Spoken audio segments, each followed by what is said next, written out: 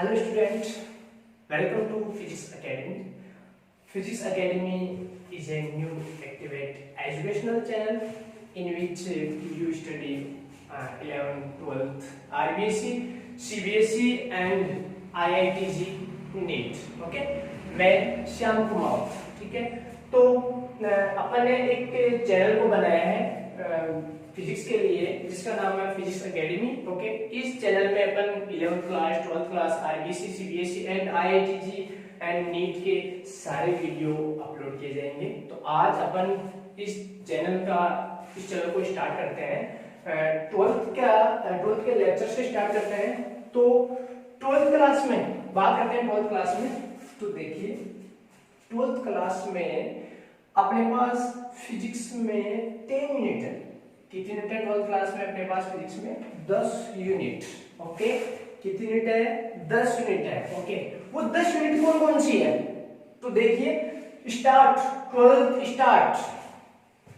Start में सबसे पहले फिजिक्स में 10 यूनिट आती है. उस 10 यूनिट का क्या नाम है, अपन क्या पढ़ेंगे? स्टार्ट. देखिए फिजिक्स के अंदर 12th फिजिक्स में सबसे पहली जो यूनिट है उसका नाम है इलेक्ट्रोस्टैटिक्स. पहली यूनिट का क्या नाम है? इलेक्ट्रोस्टैटिक्स, स्थिर वैद्युत की. इलेक्ट्रोस्टैटिक्स, स्थिर वैद्युत की. जो दूसरी यूनिट है उस यूनिट का क्या नाम है? उस यूनिट का नाम है current electricity. Current electricity.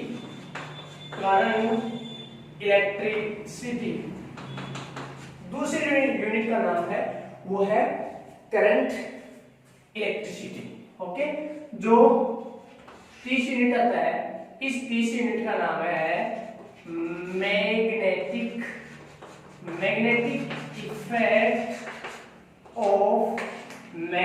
Effect of current.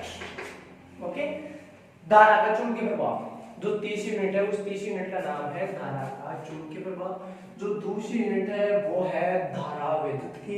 जो पहली यूनिट है वो है इलेक्ट्रोस्टैटिक्स. ओके, और जो चौथी यूनिट है उसका नाम है मैग्नेटिज्म. क्या नाम है? मैग्नेटिज्म, चुंबकत्व. क्या नाम है? मैग्नेटिज्म, चुंबकत्व. ओके, तो देखिए स्टूडेंट्स, पांचवी जो यूनिट है उस पांचवी यूनिट 4 यूनिट हो गई है अपने पास. पहली यूनिट है इलेक्ट्रोस्टैटिक, दूसरी यूनिट है करंट इलेक्ट्रिसिटी, तीसरी यूनिट है magnetic effect of current. Okay, और जो चौथी यूनिट है वो है मैग्नेटिज्म. और जो पांचवी यूनिट है उसका नाम है electromagnetic induction. Electromagnetic induction and AC. Electromagnetic induction and AC. Okay, और जो छठवीं यूनिट है अपने पास 5 यूनिट है electromagnetic induction and alternate current. Okay, और जो अपने पास छठी यूनिट है उसका नाम है ऑप्टिक्स. क्या नाम है उसका? नाम ऑप्टिक्स. Okay, optics. ओके, सातवीं जो यूनिट है अपने पास वो है फोटो इलेक्ट्रिक इफेक्ट. एंड जो 8वीं जो अपने पास यूनिट है वो है एटम एंड न्यूक्लियर.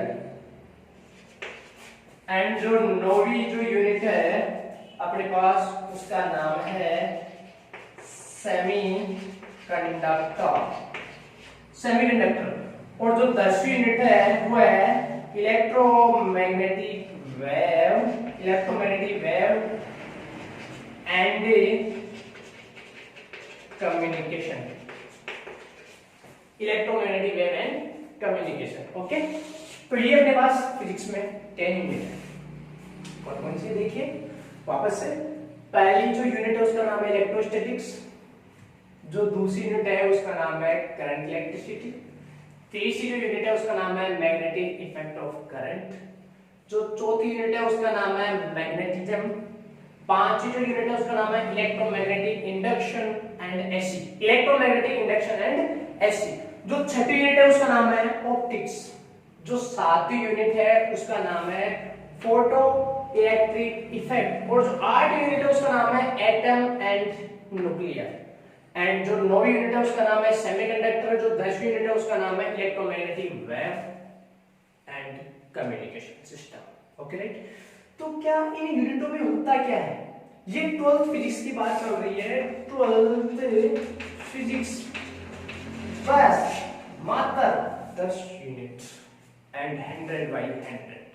अब आप बोलोगे कि सर स्टार्टिंग में फर्स्ट डे 100/100, अरे मात्र ओनली 10 यूनिट है। ओके, और वो भी एकदम इजी। देखिए क्या पढ़ोगे आप? सबसे पहले इलेक्ट्रोस्टैटिक है। सबसे पहले इन यूनिटों में होता क्या है? तो इलेक्ट्रोस्टैटिक में क्या नाम? इलेक्ट्रोस्टैटिक्स। स्टैटिक्स का मतलब होता है स्थिर, इलेक्ट्रो का मतलब होता है विद्युत। मतलब इसके अंदर स्थिर विद्युत की, मतलब स्थिर विद्युत का मतलब है कि ये जो यूनिट है, ये जो यूनिट है, इस यूनिट में जो चार्ज है वो स्थिर रहता है। इस यूनिट में चार्ज गति नहीं करते हैं। अब चार्ज के बारे में अपन स्टडी करेंगे जब अपन इलेक्ट्रोस्टैटिक्स को कंप्लीटली पढ़ेंगे। अभी मैं केवल यूनिट का इंट्रोडक्शन दे रहा हूं कि इलेक्ट्रोस्टैटिक्स में अपन क्या करते हैं। इलेक्ट्रोस्टैटिक्स में क्या होता है? जो चार्ज होता है, जो आवेश होता है, वो एकदम स्थिर रहता है, वो मोमेंट नहीं करता है। ओके, आपने पढ़ा होगा 10th क्लास में, science is a regular study. Science is a regular study. तो फिजिक्स एक साइंस का पार्ट है, तो फिजिक्स में भी एक रेगुलरिटी से ही चलता है। ओके, अभी यहाँ आपको पता चलेगा कि सर ये इलेक्ट्रोस्टैटिक पहले क्यों पढ़ा अपन ने? करंट इलेक्ट्रिसिटी पहला चैप्टर जाता नहीं, संभव नहीं है। पहले इलेक्ट्रोस्टैटिक्स ही पढ़ना पड़ेगा, उससे पहले आप करंट इलेक्ट्रिसिटी नहीं पढ़ सकते। उसका रीजन क्या है? क्योंकि 10th क्लास में तो आपने पढ़ लिया था कि science is a regular study. ठीक है, तो यहाँ रेगुलर स्टडी का आपको पता चलेगा, क्योंकि आप यदि करंट इलेक्ट्रिसिटी पढ़ोगे तो करंट इलेक्ट्रिसिटी में आप पढ़ोगे कि charge is moment. Charge is moment, charge क्या करता है?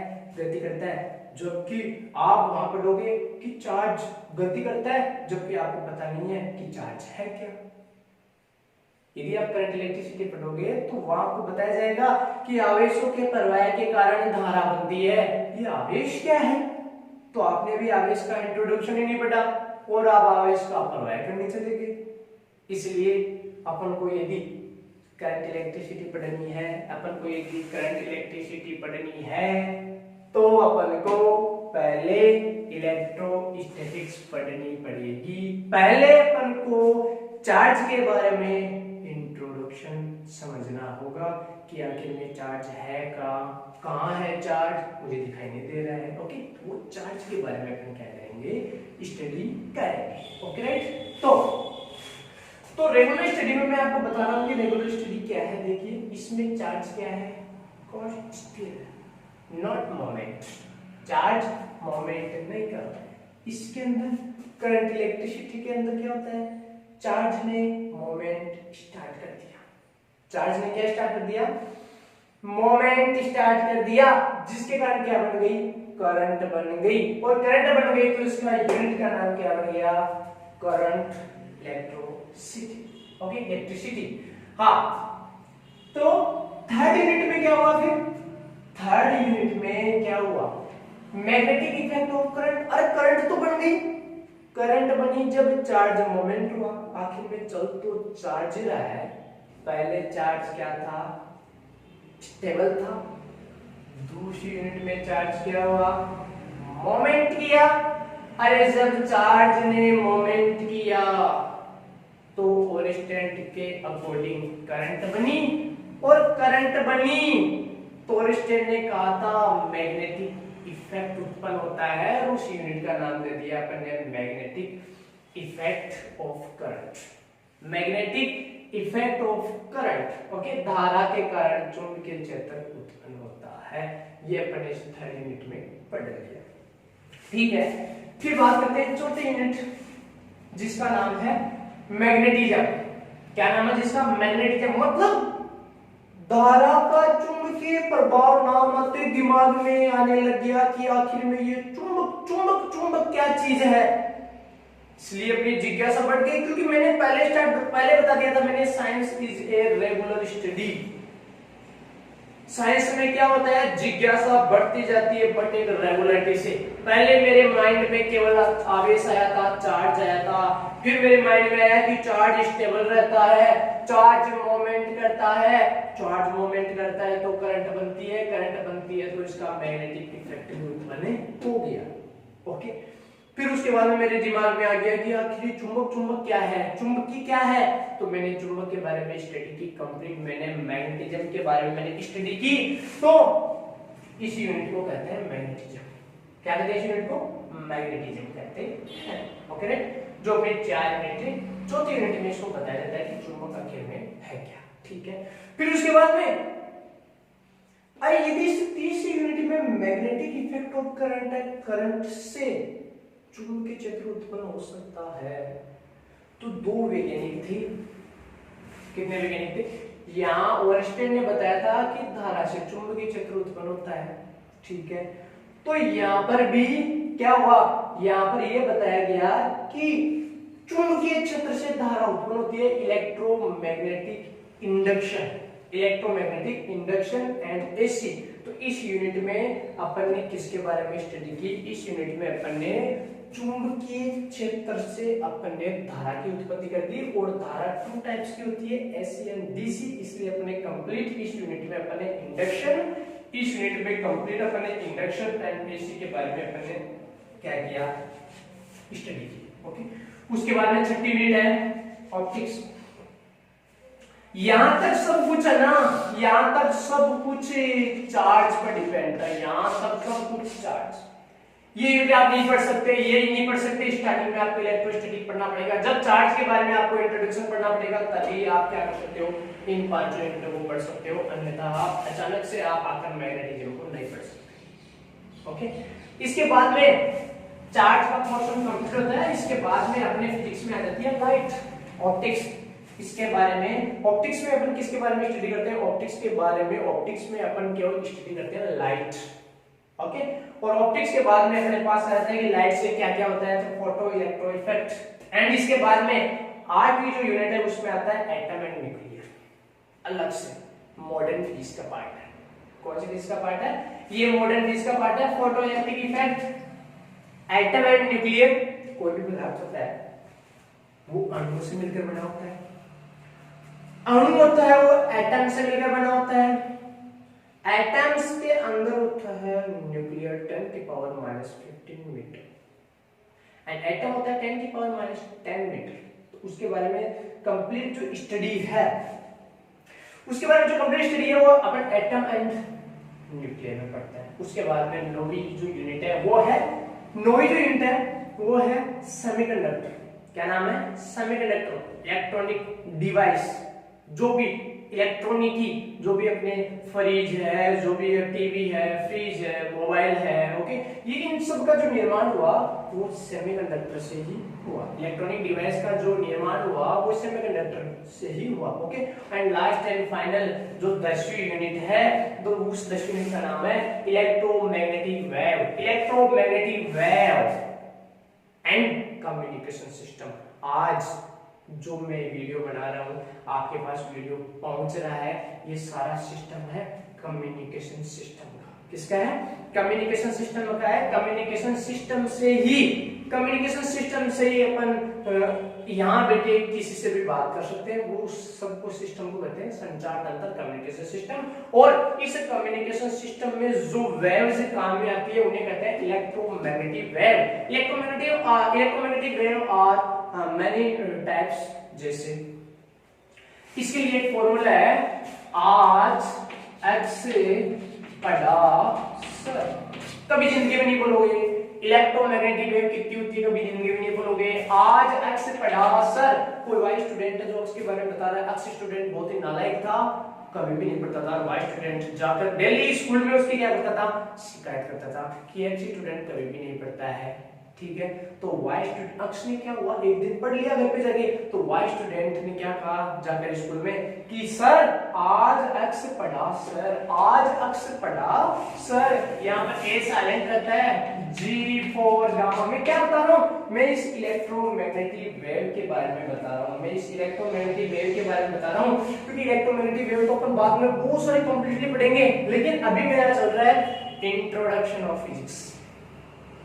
मैंने आपको बताया था 100/100, तो आपके दिमाग में आ गया कि चैनल स्टार्ट हुआ, सर ने न्यू चैनल स्टार्ट किया और अभी से क्या हो गया 100/100। अरे बिल्कुल, स्टार्टिंग में अपन को ये रखना पड़ता है, और ये इसलिए है क्योंकि फिजिक्स में मात्र 10 मिनट है और 100/100 बनाना कोई बड़ी बात नहीं होती है। ओके, तो अपन 80 यूनिट के बारे में बाद में करेंगे, अभी अपना कोई चैप्टर स्टार्ट नहीं हुआ है, केवल इंट्रोडक्शन ऑफ फिजिक्स। आज का जो अपना वीडियो है वो वीडियो क्या है, introduction of physics academy and physics. Okay, मैंने एक न्यू चैनल एक्टिवेट किया है जिसका नाम है फिजिक्स एकेडमी। उसके बारे में आपको बताना कि फिजिक्स एकेडमी एक न्यू चैनल है, ठीक है, एजुकेशन चैनल है, जिसके अंदर आप फिजिक्स में 11th 12th RBC CBSE and neat and IIT के लेक्चर अपलोड किए जाएंगे। सो आज ही इस चैनल को सब्सक्राइब करें एंड जो बेल आइकन आपको दिखाई दे रहा है उसको दबा दीजिए, ताकि जैसे जैसे आईआईटी नीट 11th 12th के जो मैं वीडियो अपलोड करूं वो सारे के सारे वीडियो आपके पास पहुंच जाए और आप देख सके। ये चैनल का स्टार्टिंग डे है। ओके, आई होप आपको ढंग से समझ में आया होगा। ओके, और फिर भी अपन मतलब बहुत सारे टेक्निकल थोड़ी कमी है, फिर भी अपन डेली इस चैनल को थोड़ा अपडेट करते रहेंगे। ओके,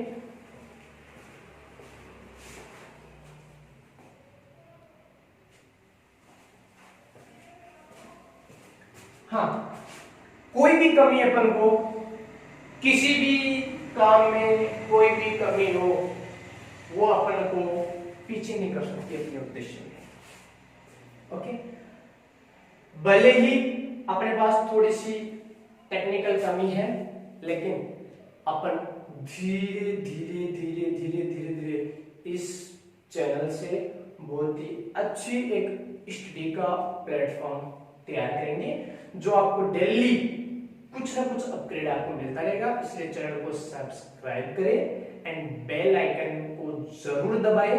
ओके, ये सबसे स्टार्टिंग का only for introduction of physics academy and physics का लेक्चर था, ठीक है। तो फिजिक्स में 10 मिनट है, आपको समझ में आ गया कि 10 मिनट बहुत ही छोटी सी 10 मिनट है। ऐसे लग रहा है कि सर फिजिक्स पूरी कंप्लीटली हो गई, अभी आपने फिजिक्स को स्टार्ट किया, इलेक्ट्रोस्टैटिक्स से स्टार्ट किया और आपने कहां एंड कर दिया, इलेक्ट्रोमैग्नेटिक वेव एंड कम्युनिकेशन पे। इसको फिजिक्स को कंप्लीट कर दिया 12th क्लास में। ओके, तो मैं आपको बता रहा था इलेक्ट्रोमैग्नेटिक वेव एंड कम्युनिकेशन। तो इलेक्ट्रोमैग्नेटिक वेव क्या होती है, मैंने इधर सूत्र बताया था, आज एक्स पढ़ा सर, ए साइलेंट रहता है, G for gamma, X for X किरण, पी फॉर पराबैंगनी, डी फॉर दृश्य, ए फॉर आवृत, एस फॉर सूक्ष्म, आर फॉर रेडियो। 1 2 3 4 5 6 7 1 2 3 4 5 6 7 7 कितनी यूनिट है, 7 सॉरी कितनी इलेक्ट्रोमैग्नेटिक वेव है, 7 विद्युत चुंबकीय तरंगे कितनी है, 7 गामा, एक्स, पराबैंगनी, दृश्य, आवृत, सूक्ष्म, रेडियो।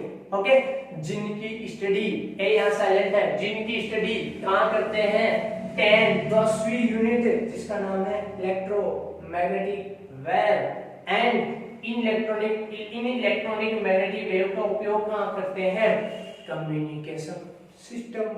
मेरी वॉइस आप तक पहुंच रही है? इलेक्ट्रोमैग्नेटिक वेव एंड कम्युनिकेशन का पार्ट है। कम्युनिकेशन सिस्टम से ही मेरा जो लेक्चर है आपको दिखाई दे रहा है, मेरी जो वॉइस है वो आपके पास पहुंच रही है। ओके राइट, ठीक है। तो ये था केवल इंट्रोडक्शन। सबसे पहले यूनिट इलेक्ट्रोस्टैटिक्स, चार्ज स्थिर रहता है। दूसरी unit current electricity, charge moment करना स्टार्ट हो गया, और जब चार्ज मोमेंट करता है करंट बनती है। थर्ड है मैग्नेटिक इफेक्ट ऑफ करंट, धारा से कुछ हुआ, धारा से कुछ हुआ, कुछ हुआ, इफेक्ट, कुछ हुआ, इफेक्ट, उस इफेक्ट को समझाया था ओरस्टेड ने। इस यूनिट का नाम था magnetic effect of current. Magnetism, चुंबक का नाम आते दिमाग घूम गया, अरे चुंबक है क्या आखिर में? इतने सारे जो साइंटिस्ट हुए हैं उनका दिमाग ऐसे तो घुमाता, ऐसा क्यों हुआ? ये चुंबक है क्या? जिज्ञासा बढ़ गई, साइंस बढ़ती गई, मैग्नेटिज्म को यूनिट का नाम दे दिया, खूब सारी इसके बारे में स्टडी की गई। फिर फैराडे एंड हेनरी, दो वैज्ञानिक थे, Faraday and Henry. Faraday and Henry, उसके दिमाग में एक बात घुस गई, अरे ओरस्टेड यदि धारा से चुंबकीय क्षेत्र को उत्पन्न कर सकता है तो अपन ओरस्टेड से कम थोड़ी है। अपन चुंबकीय क्षेत्र से धारा की उत्पत्ति करेंगे, और ये जो हुआ, जो प्रोसेसिंग हुई चुंबकीय क्षेत्र से धारा की उत्पत्ति करने की जो प्रोसेसिंग हुई ना, उस प्रोसेसिंग को नाम दे दिया electromagnetic induction. Electromagnetic induction, induction is a processing, induction is a processing in which current produced by magnetic field, current produced by magnetic field। Okay, यहाँ चार्ज का जो रोल था वो कंप्लीट हो गया। ये सारी चीजें चार्ज से संभव थी जो कि कंप्लीट हो गई। और चार्ज के बाद में अपने फिजिक्स में चार्ज के बाद में एक दूसरा और है जो इंपॉर्टेंस रखता है, वो है लाइट।